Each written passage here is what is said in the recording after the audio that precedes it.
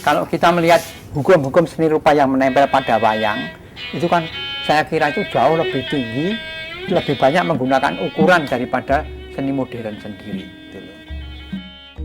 Nah, ini sebabnya apa? Apakah orang-orang Indonesia itu memang pintar atau enggak? Tapi saya kira bukan itu.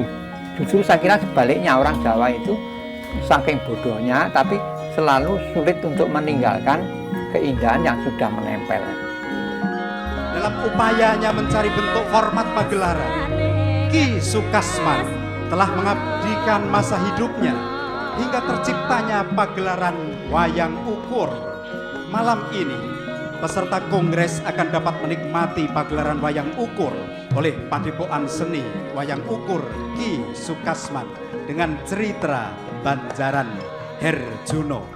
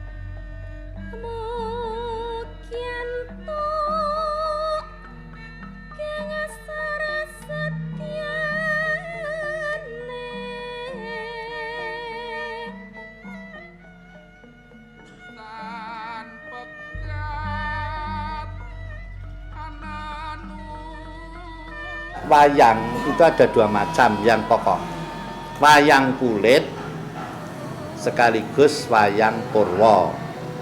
Kalau wayang kulit itu tontonan dari luar, dilihat dari luar pada siang hari. Jadi kita itu nonton kulit berwarna-warni. Kalau wayang purwo itu nonton bayang-bayang kehidupan dari balik kelir.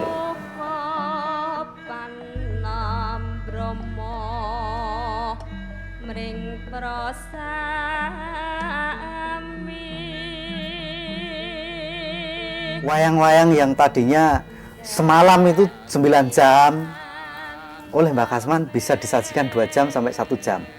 Ini yang jadi menarik. Kemudian dia mencoba memasukkan unsur-unsur teater, unsur-unsur sinematografi, sehingga wayang itu begitu dimainkan seperti kita menonton film.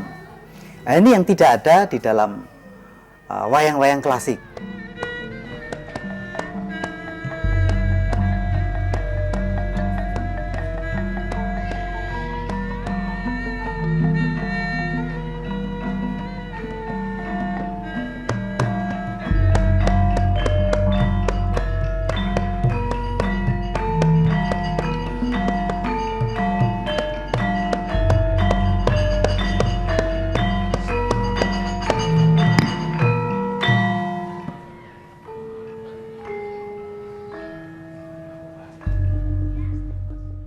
I find it a great idea. Also, they are incredibly beautiful. He also changed the colors, the shapes.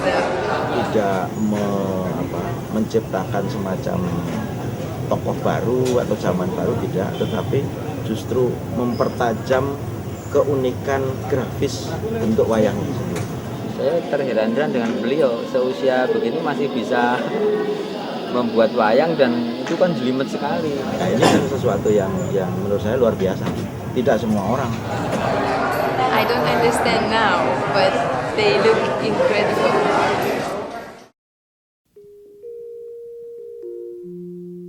Doang ayu.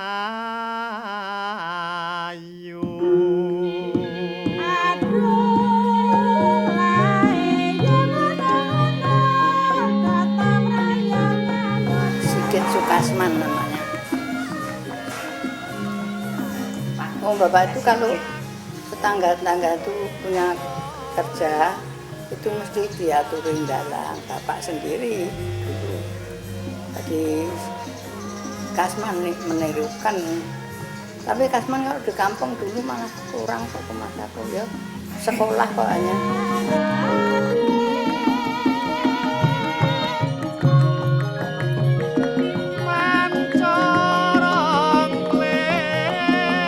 Bapak saya itu suka gambar wayang juga dan punya koleksi wayang banyak tapi dari kertas, sehingga kadang-kadang banyak rusak karena dulu itu untuk memberi ajaran kepada anak-anak gitu. Nah, karenanya sampai saya lulus SMA pun rasanya bayangan tentang wayang itu tidak bisa hilang.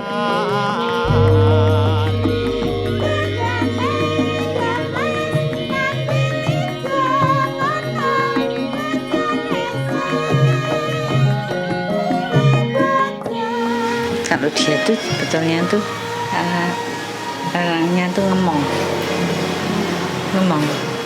bisa ngomong ya, ini tak gambar ini kalau ini kecil-kecil itu loh. Kita kalau ini seperti kumpul-kumpul Lebaran setiap tahun kan ke tempat Eyang ya, saya di sini, lalu ya ini diajak gini rame-rame gini, ini nanti kan dia yang ngendang, kita suruh nari. Ini kan lucu, lalu pakai pakaian wayang ya. Ada yang pakai di sini, ada yang cuma belangkon, yang dipakai selendang. Ini kakak saya, ada ini kakak saya. Jadi ada kedua, udah gitu kalau enggak nyanyi ayo, cuma pakai kendang aja ramai sekali gitu loh.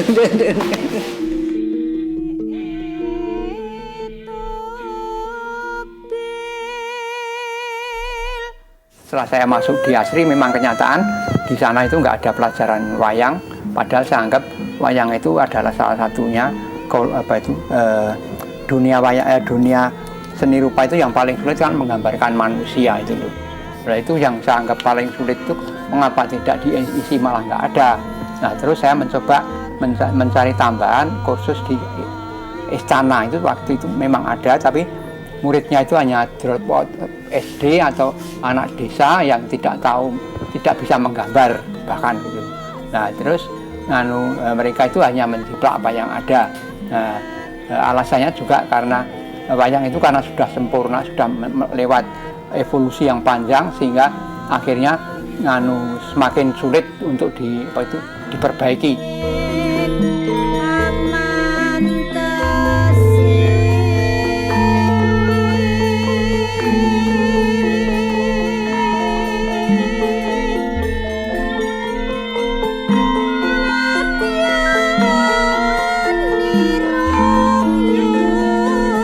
Saya pernah menanyakan apa sebabnya tangan panjang. Nah, guru yang terbaik dari istana pun yang mendapatkan hadiah seni itu mengatakan bahwa ya demikianlah, kalau pendek itu nggak enak. Nah, itu bukan jawaban seniman. Kalau seniman itu harus tahu mengapa dibuat aneh itu, sebabnya apa.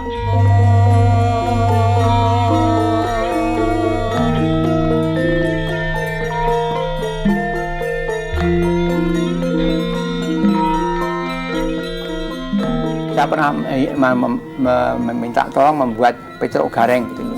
Nah, tapi pada saat yang lain akan saya coba membuat yang baru dengan warna yang baru. Nah, ternyata dari pola yang sama itu ternyata saya lihat adanya tambahan atau pengurangan, sehingga saya mulai saat itu saya memberanikan diri untuk menggambar dengan tangan bebas saya.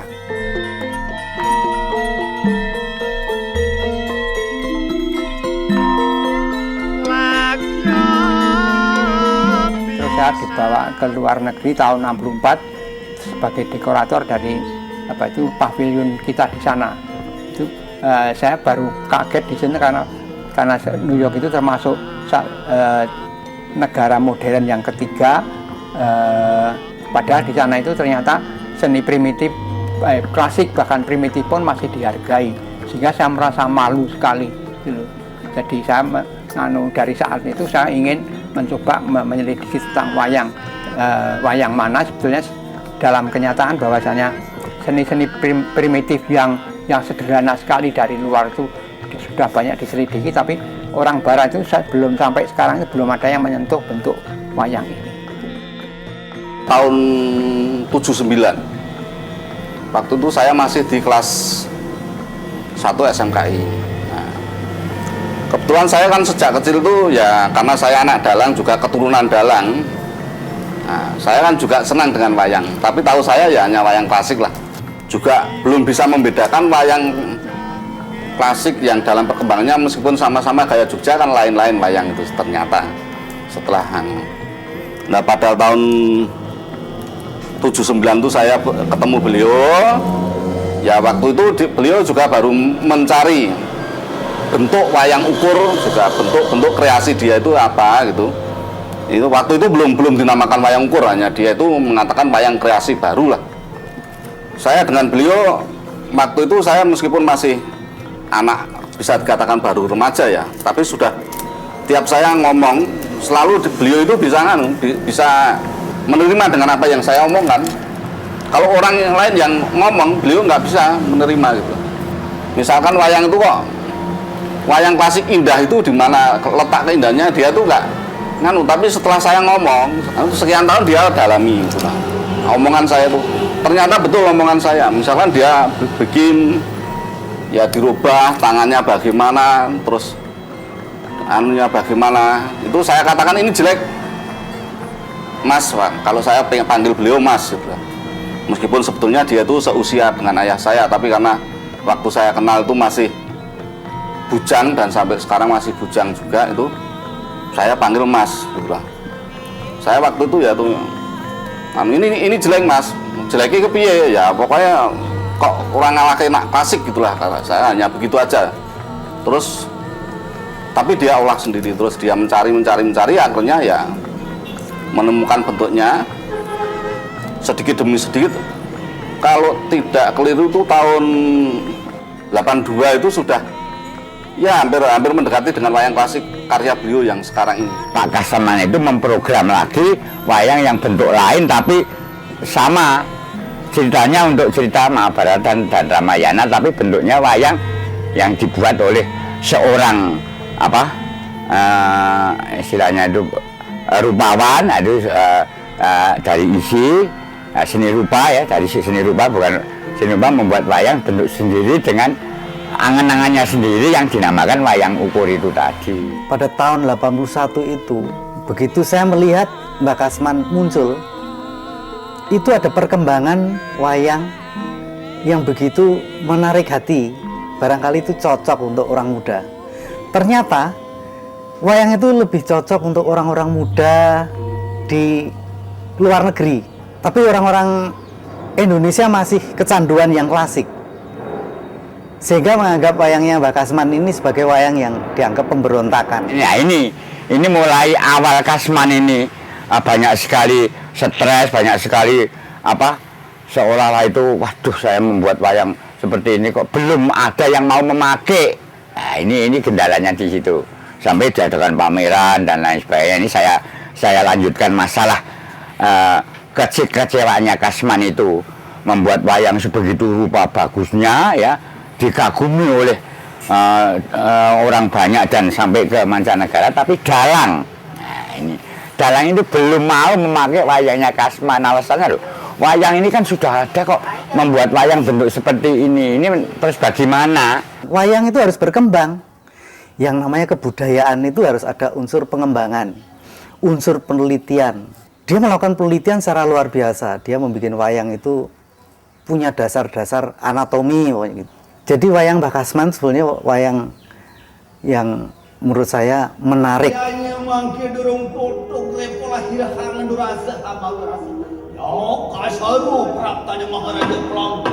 Wayangnya sono bagune.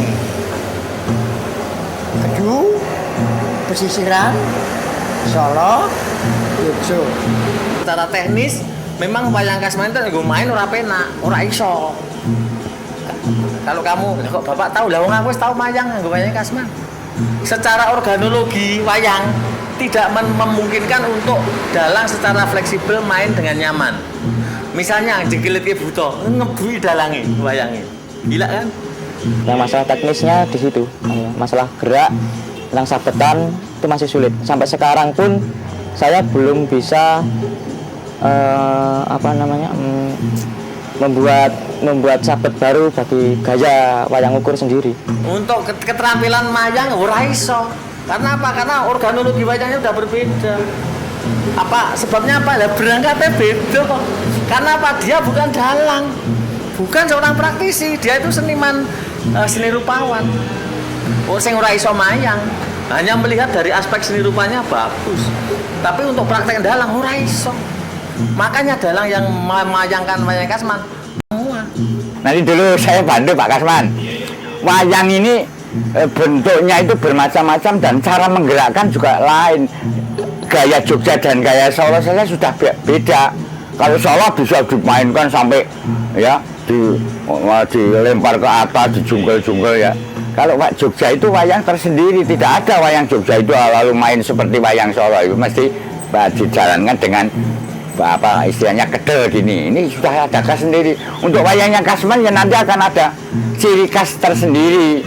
Sampai saya itu tak maki-maki Kasman itu. Kamu mati wayang kamu mudar aku. Tidak akan bisa hidup.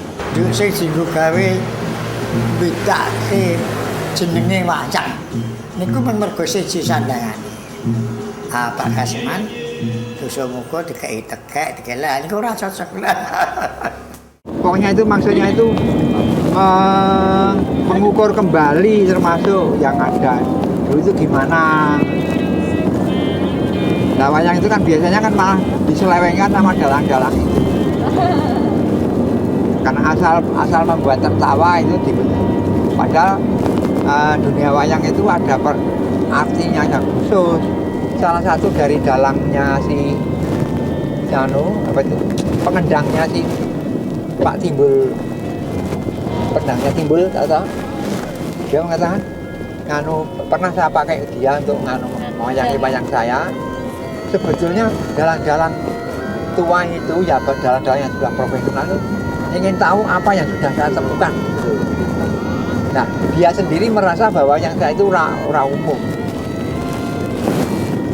Entah dari mana monggo, tapi yang jelas itu kalau menulis dari kelahiran saya segala macam itu saya bukan dari darah orang-orang yang berkecimpung dalam bidang itu. Jadi kan saya kan turun Nabi pertama, terus ibu saya juga dari Sunan Kalijogo segala itu. Ini ya keadaan saya begini, ini nggak punya lagi. Ya begitulah, tanya bentuknya itu apa itu hidup itu penuh risiko dan itu kan orang lain nggak ada yang berani menulis tentang agama segala macam apalagi. Tapi ya bagaimana dulu lagi karena dunia wayang yang saya temukan begitu.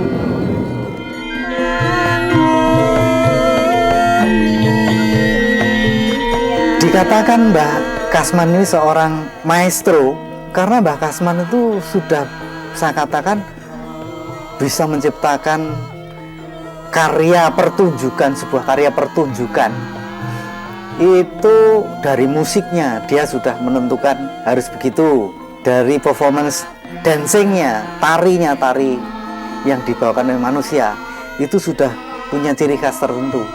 Terus kemudian dekorasinya, set dekorasinya, dekorasi panggung itu sendiri, ilustrasi yang ada di clear war itu berwarna-warni. Jadi maestro dia itu saya percaya bahwa pihak luar negeri akan lebih menghargai karya-karya Mbah Kasman seiring dengan perkembangan zaman.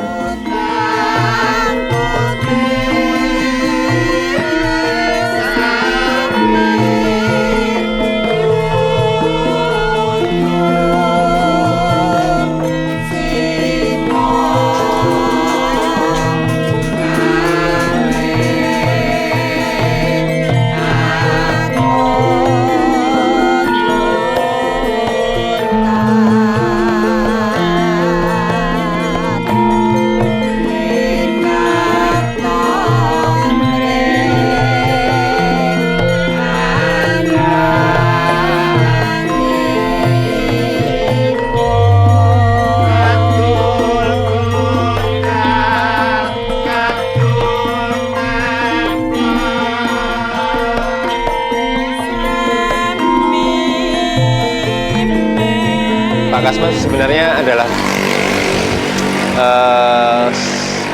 sosok seniman yang sangat spesial dalam hal ini, sangat unik, seorang maestro di bidangnya. Beliau orang yang sangat jenius sebenarnya, meskipun di beberapa hal tertentu ada banyak kelemahannya juga, dan itu wajar. Hanya saja komitmen yang beliau bikin untuk menggeluti wayang dan akhirnya membongkar wayang dan menemukan satu hal yang baru di dunia wayang ini tidak sembarang orang bisa lakukan. Ini sebuah komitmen yang luar biasa. Bahkan beliau sampai tidak menikah hanya karena kecintaannya pada wayang. Seluruh hidupnya dicurahkan sepenuhnya hanya untuk wayang, dan itu sebuah satu pilihan yang tidak sembarangan, nggak semua orang bisa melakukan.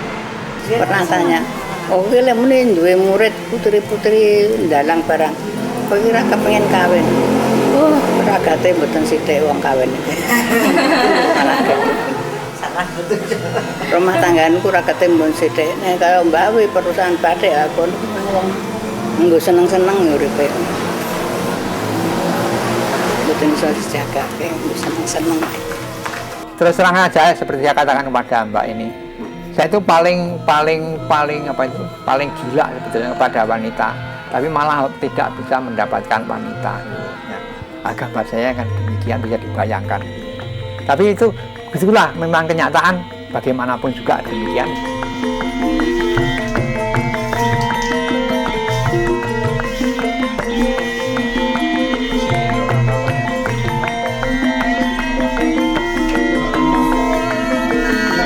Sebetulnya nganggep dia itu ya bukan Pak Le lagi, aku udah nganggep dia kan udah ini ya, pergaulan kreatif ya.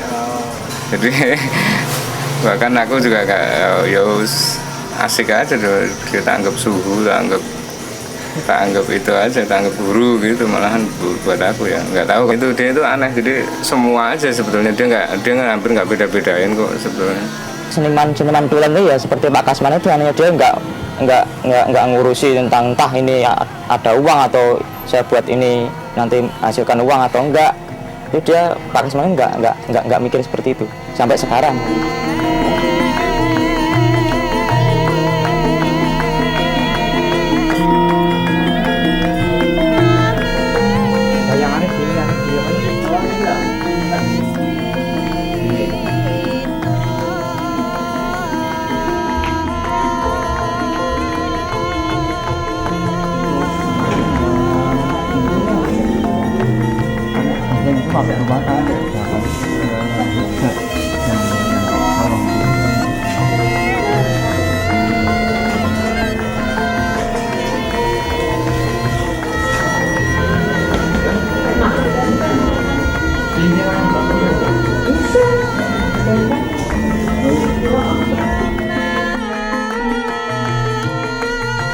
Pak Kasman itu sugih banget, sugih ilmu itu, sugih karya ya.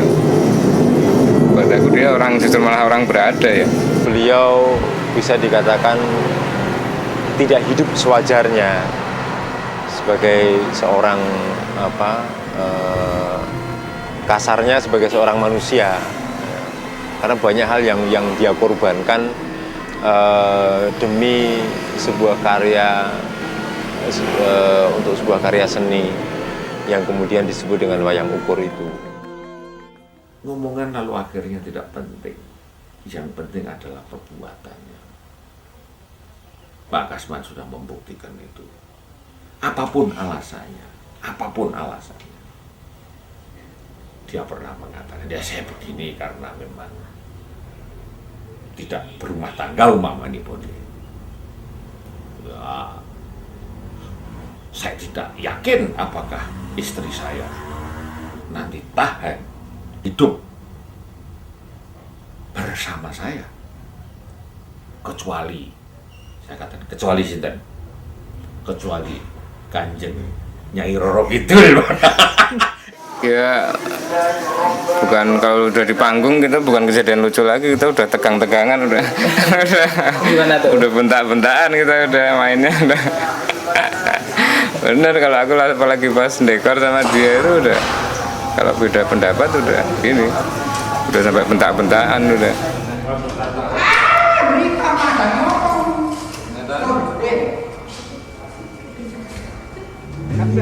Sama Mbak Ibu.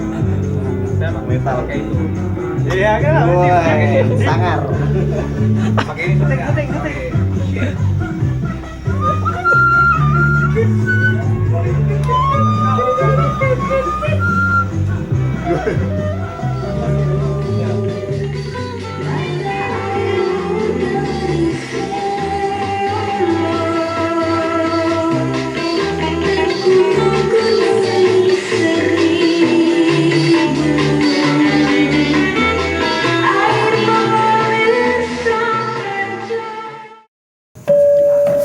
Kang wis waspa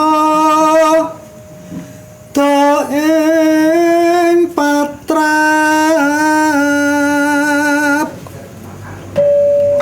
mangayut ayat pi nasis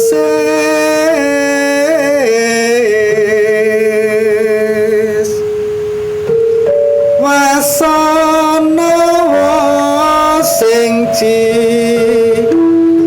wangga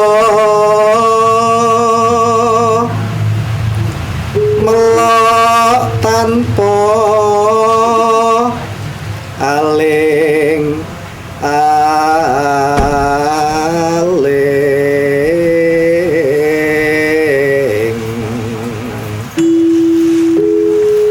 kang ngalingi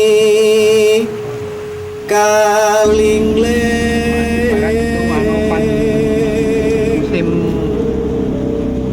musim winter ya? Apa nih? Winter.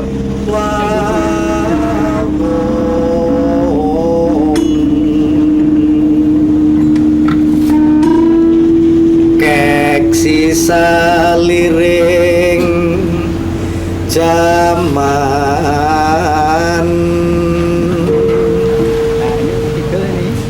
angelang nek omahe apa? Mandek sini aja. Jangan sampai itu belum tempatnya kan. Yang kerudungnya dipakai ya? Kerudungnya dipakai Mbak. Yeku aran topo tapa ing yang jadi lebih jelas bahwa itu ada Saksara Sandi itu loh disembunyikan. Jadi wong Jawa itu ora oleh blak-blakan. Nah, terus gawe lambang-lambang, terus kawin lah. Kita begitu kesini itu Petruk itu loh kan yang blak-blakan aja. Biasanya perintahnya kawin, enggak perempuan perintah. Petruk itu saya ingat itu. Kalau kita biasanya menganggap menjemur kemaluan wanita, lah di sini itu dihimpit kemaluan wanita lah ini proses.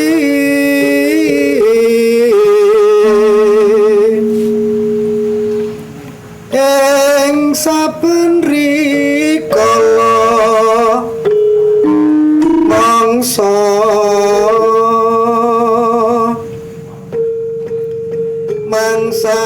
ama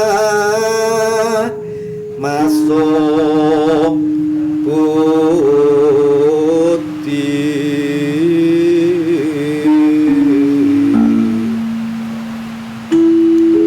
laire ana tapi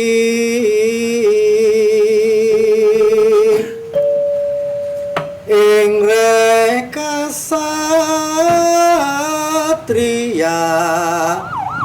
nipo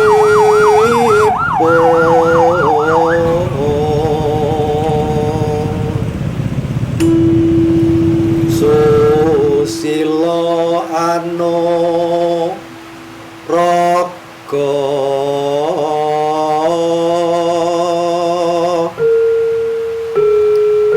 nyometya sing sami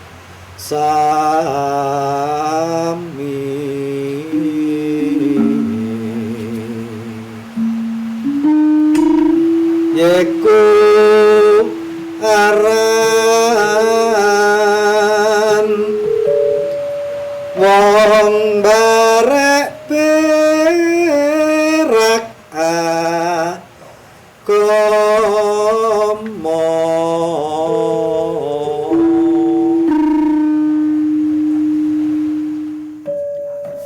kang wos waspo to ing patrap mangayut hayat pi nases